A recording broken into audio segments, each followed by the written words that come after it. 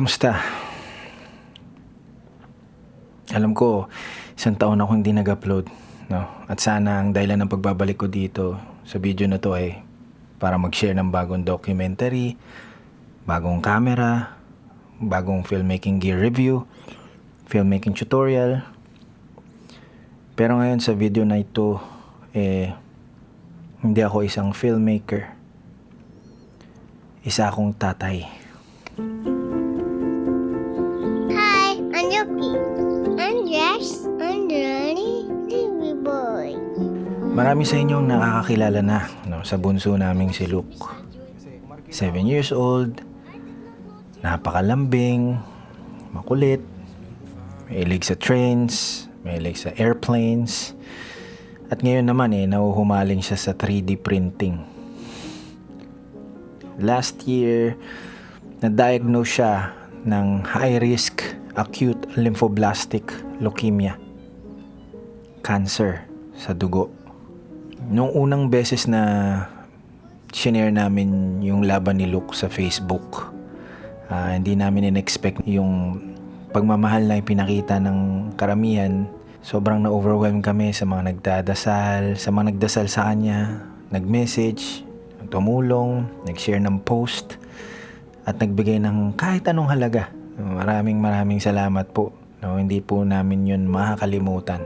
Dahil po sa tulong nyo at sa walang sawang pag-aalaga syempre ng mga doktor, ng mga nurse, umabot kami sa remission.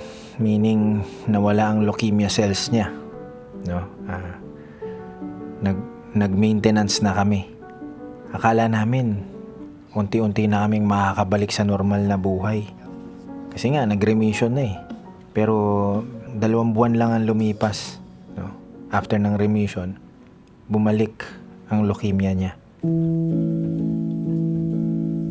So na-admit ulit kami.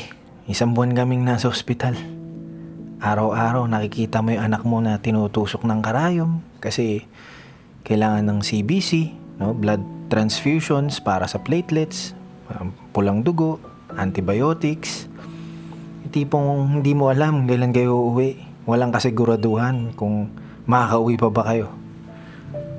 Pero gusto ko sana sabihin sa inyo na sa ngayon, nakauwi na kami. Nasa bahay na ulit si Luke.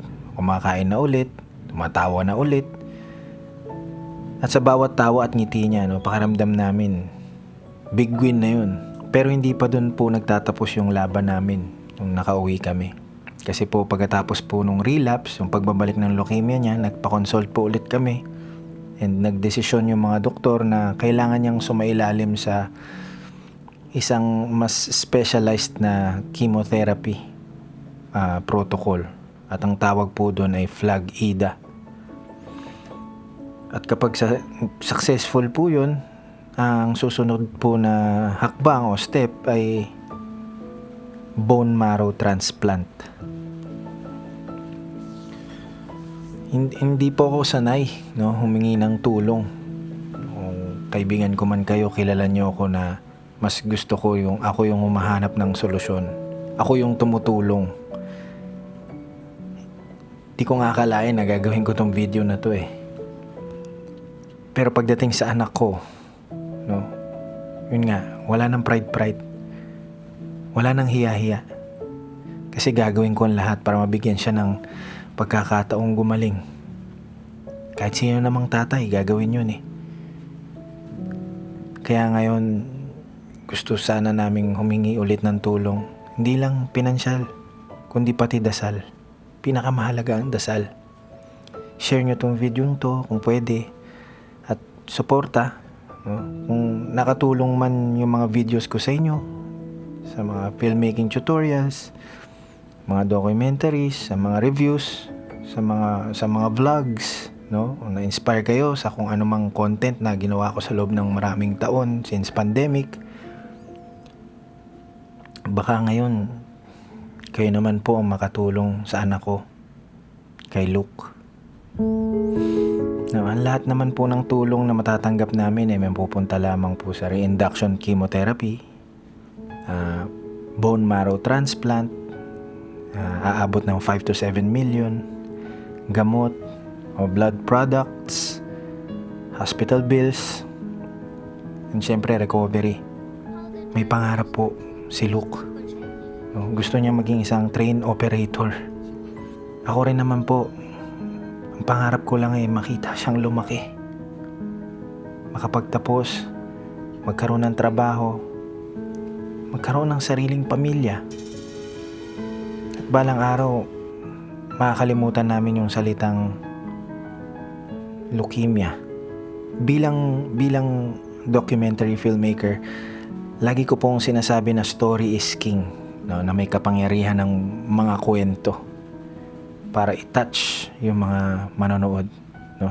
Sana ang kwento ng pamilya namin, ang kwento ni Luke ay makarating sa mga taong handang tumulong, no.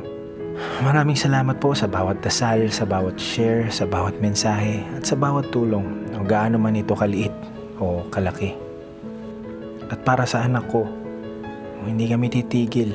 Hanggang ngayon, naniniwala pa rin kami sa isang bagay na hindi pa po tapos ang kwento ni Luke. At sobrang cliche mang sabihin, pero habang may buhay ay may pag-asa.